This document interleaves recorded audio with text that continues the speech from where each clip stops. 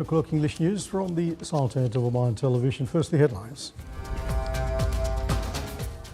The Academy of Strategic and Defence Studies discusses on its annual Board of Trustees meeting expanding scope of strategic thought, implementing analytical aspects of strategic planning and improve the skills of Omani nationals. With a cost of more than 5,700,000 Omani Riyals, the Governorate of South Al-Sharqiyya celebrates the opening of the solar energy desalination plant. And heads of civil pension and social insurance bodies in the Gulf Cooperation Council countries discuss social protection challenges and updates.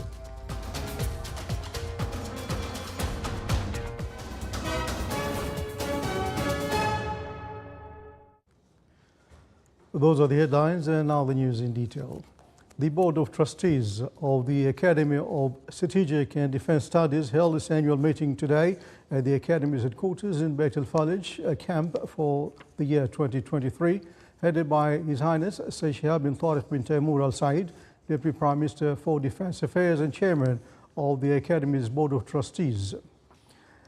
His Highness, the Deputy Prime Minister for Defence Affairs, Chairman of the Academy's Board of Trustees, welcomed the members, hoping that this meeting would achieve its desired goals in a way that serves the Academy's objectives and mission. The Academy of Strategic and Defence Studies deals with developing strategic studies in line with approved plans and programs, expanding the scope of strategic thought, implementing analytical aspects of strategic planning, and improve the skills of Omani nationals to help them undertake leadership tasks. The Academy conducts strategic defence studies and develops scholarly research in different domains. It also seeks to consolidate ties with universities, centres and specialised institutions.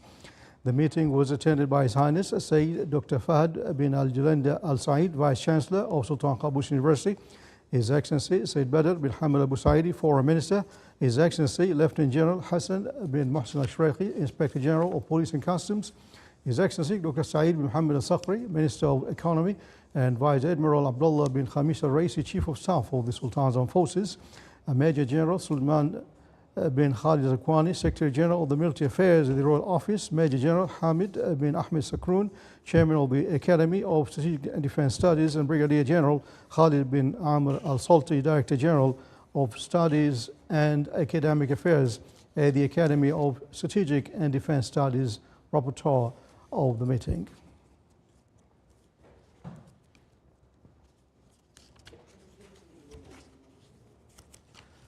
With a capacity of 17 megawatts and with a total cost of 5.7 million Oman Riyals, the largest solar system for a desalination plant in the south of Oman is inaugurated today in Wilaya of Sor. The plant serves more than 600,000 people in South and North Sharqiyya governorates. The inauguration ceremony was presided over by His Excellency Engineer Salim bin Nasser Al-Aufi, Minister of Energy and Minerals. More details in the following report. On the northern side of the eastern coast of the Sultanate of Oman and the eastern side of Oman Sea is Wilaya of Sur located. That includes the largest solar system for a desalination plant in the country that aligns well with the global efforts towards energy transition for a net zero world. Of course, everyone knows that Oman have set a target of zero CO2 emission by 2050. That was already announced by His Majesty last year. We also established the Oman Sustainability Center to try and track all the different activities to achieve that ambitious goal. This is in that direction because one of the main contributors of CO2 is power generation. As we know, it's mostly thermal in Oman. 95% is using gas. So converting to renewable energy is in line with that direction. Our target is to generate 30% renewable energy into the grid, into the total consumption by 2030. This solar system plant will serve more than 600,000 people in both South and North Sharqiyya governorates. The plant is a significant milestone towards decarbonization efforts in the region, as it will help cut more than 27,000 tons of CO2 emissions per year equivalent to the emissions generated by approximately 6,000 internal combustion engine-powered vehicles over the same period. This project it's about fueling our desalination plant with green power. So we decided a few years back to launch a solar farm project here in Sur. What does it mean, a solar farm? It means using the energy coming from the sun to produce electricity and fuel our desalination plant. As of today, we can say that we achieved this project by inaugurating today in the presence of His Excellency, the Minister of Energy and Minerals, this solar farm, which is actually working and in operations for months now already. The annual capacity of the plant is over 32,000 megawatt hours of green electricity, which will cover 100% of the desalination plant's consumption over the daylight period. Sur desalination plant is the one of the first desalination plant in Oman since 2007. Actually, we have two phases, phase 1 and phase 2. Phase 1 depends on the pitch wheel catchment, and it's considered like it's the largest seawater catchment around the world. And for the next phase, it's SDP2, Sur desalination plant 2. It's getting the water from the seawater intake system. The project will be one of the significant contributors to water security in the Sultanate of Oman and the National Energy Strategy, which aims to derive 30% of electricity from renewable energy sources by 2030. Green energy is getting more used and implemented these days in the Sultanate of Oman, and this project is one of many other giant projects have been built across the country in order to reach the National Energy Strategy goal. Sultan bin Saif al-Sara'i from South Al-Sharqiyya Governorate, Wilaya of Sur. The 22nd meeting of the Excellencies and Honorable Heads of Civil Pension and Social Insurance Bodies of the Gulf Cooperation Council countries GCC discussed their social protection challenges and updates. More in the following report. The 22nd meeting of Their Excellencies and Honourable Heads of Civil Pension and Social Insurance Bodies in the Gulf Cooperation Council GCC countries focused on reviewing the latest developments of the Unified System Extension for Insurance Protection, the concept of social protection, the sustainability of its programs, systems and their impact on the economy, as well as their role in achieving social justice. The conference held in the capital Muscat also discussed the challenges and problems facing social protection programs at present times. Today we gather here for the 22nd GCC Social Protection Meeting, and I believe that this is one of areas and also the group that gather to look into social protection agenda. The meeting also reviewed a report from the International Communication Working Group on benefiting from the international experience and research in the field of civil retirement and social insurance. It also discussed the report from the Information Technology Working Group in civil retirement and social insurance bodies in GCC countries regarding automated linkage between them. Additional discussions included a review of statistical indicators related to the number of insured GCC citizens working in the host country. The meeting also discussed the Unified Visual Media Team campaign to raise awareness about the provisions of the Unified System Extension for Insurance Protection. And as President of ISA, I should congratulate the group of GCC in terms of what they do and also in terms of reforms they are doing for the social protection within this region. It is noteworthy to mention that social protection systems at the regional and global levels face various challenges that need to be addressed. Efforts must be intensified to continuously exchange views and transfer global experiences that suits conditions of family patterns in the GCC countries, taking into account all demographic, social and economic changes. The Ministry of Education reveals the details of the Educational Excellence Award for the Omani teacher in its second session, which is granted every 2 academic years to excellent Omani teachers in government schools to highlight and enhance their efforts in the educational field. His Excellency Dr. Abdullah bin Khamis Ambu Saidi, Undersecretary of the Ministry of Education for Education, Chairman of the Awards Supervisory Committee, explained that the award in its first edition witnessed wide participation from distinguished Omani teachers, so they decided to repeat it to enhance the status of the Omani teachers, encourage them to be creative and proficient in highlight their roles in developing student skills, the educational environment, and a community partnership.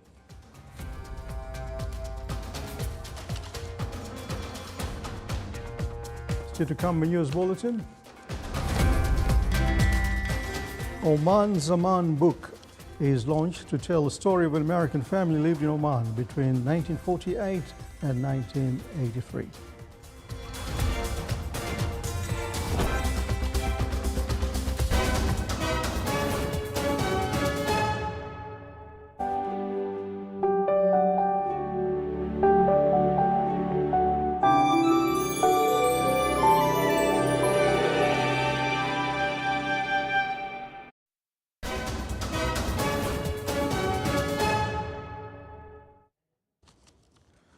The University of Nizwa held a celebration to mark the graduation of the 16th batch of graduates.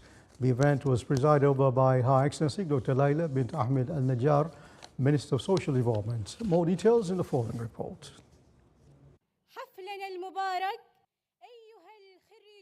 On a glorious evening, brimmed with blissful cheerfulness and joviality, the University of Nizwa celebrated the graduation of the 16th batch of Masters and Education Higher Diploma degree holders. I don't want just to say I'm happy, but I would like to say I'm achieving the third goal in my life, to be a teacher in the Ministry of Education, and alhamdulillah rabbil alameen, I achieved it. The goal achieving with a passion. So if work hard and passion, this is the combination of the good things that it will help you to be achieving the goal. It is an opportunity for me to study in Nizwa University. I feel happy, excited and thrilled to be graduated from Nizwa University. I want to thank my family, my university and my friends because they support me to be in this situation. The graduating students expressed their utmost delight and gratitude to complete this chapter of their academic journey successfully and continue the prosperity of the beloved homeland in various fields. Studying MA at University of Nizwa expand my experiences in writing research, as I can say now that I am so confident in writing any research, but before I didn't have this skill. And about personally, I can say that now I can trust myself now as an English teacher, which will help me not for myself but also for my students to give them new ways of teaching and also methodology in teaching. I'm so happy being here after finishing my graduation from Sultan Qaboos University. Today I am here again and I'm so happy, and I give my happiness for my family and for my friends for supporting me. The previous year was really very challenging for me because it's another year for myself to study. Lots of subjects and lots of program to study and lots of things to know actually. Getting the knowledge how to deliver a lesson for students and also how to deliver a lesson in perfect way was really a challenging thing, but it was really a wonderful experience. 736 graduates hailed from the College of Arts and Sciences, the College of Economics, Management and Information Systems, and the College of Engineering and Architecture. Reaching this point will inspire the graduates to embrace new horizons in their quest for knowledge and achievements. From the University of Nizwa, Saleh Bukhalfan al-Rahbi, Al-Dakhiliya, Governorate. The Directorate General of the State Audit Institution in Dhofar Governorate organized an awareness seminar titled National Roles and Institutional Partnership in Protecting Public Money and Promoting Integrity. The seminar reviewed the national roles of the state audit institution, its competences and powers, in addition to the mechanism for follow-up on the performance of the entities subject to oversight accordance with the laws regulating the work of the institution. The seminar activities included the institution's efforts in the field of enhancing integrity, follow-up and implementing United Nations Convention Against Corruption.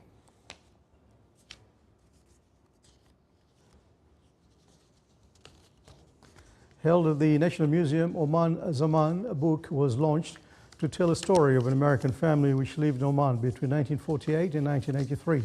More details in the following report.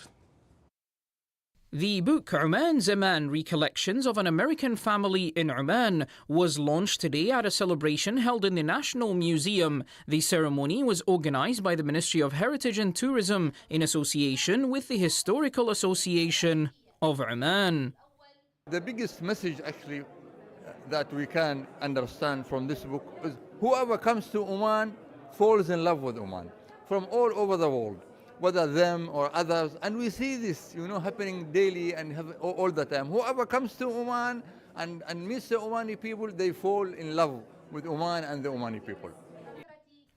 Oman Zaman captures stories, paintings, letters and personal observations from the author's family about life in the Sultanate of Oman from 1948 to 1983. The book is divided into 6 different chapters that discuss Muscat and Matrah, villages surrounding Muscat, and other governorates including Al-Batina, Al-Sharqiyya and Al-Dakhiliyya, as well as insights from conversations the Kapinga family had with Sultan Saeed bin Taymur.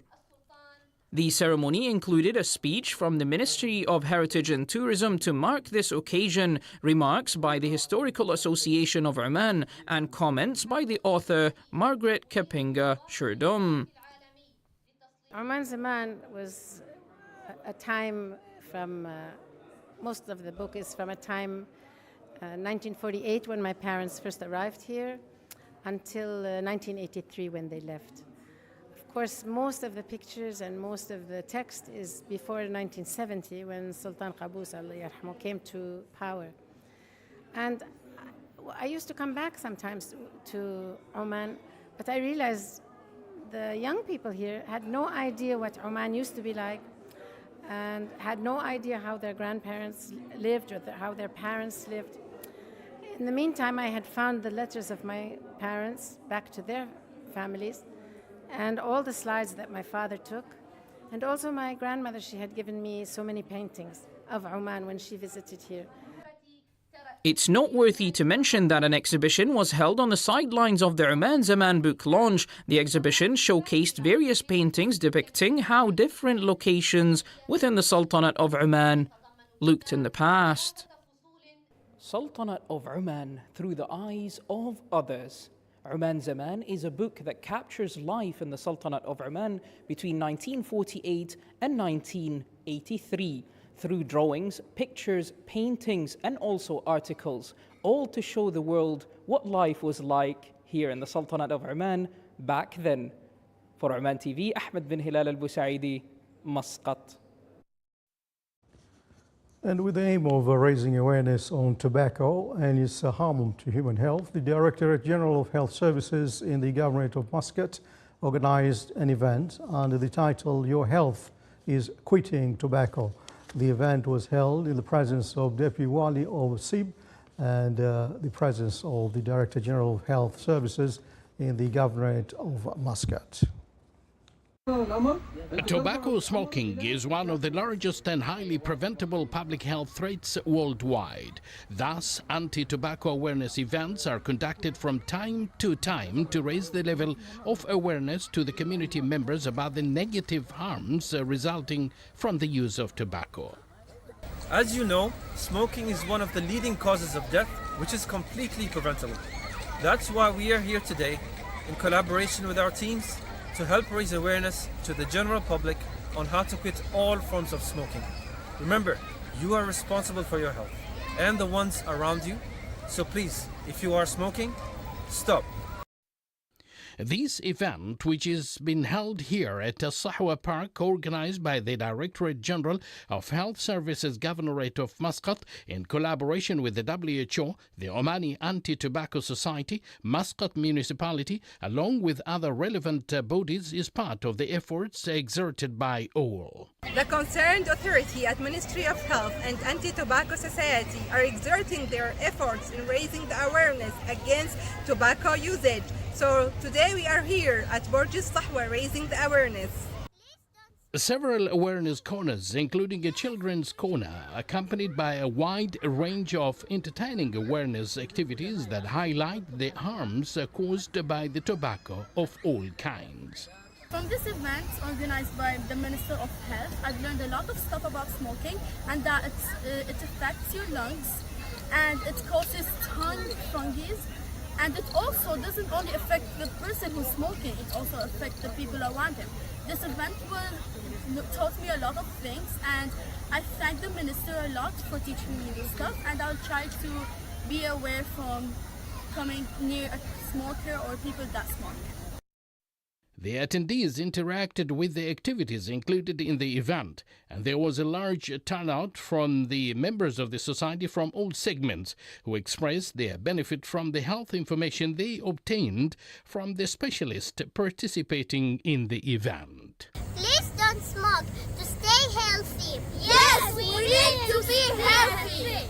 Abdullah bin Ahmed al-Rubi'i, Sultanate of Oman Television, Muscat. You're watching this on Oman Television. Before tonight's bulletin, here are the main points once again. The Academy of Strategic and Defence Studies discusses on its annual Board of Trustees meeting expanding scope of strategic thought, implementing analytical aspects of strategic planning and improve the skills of the Omani nationals.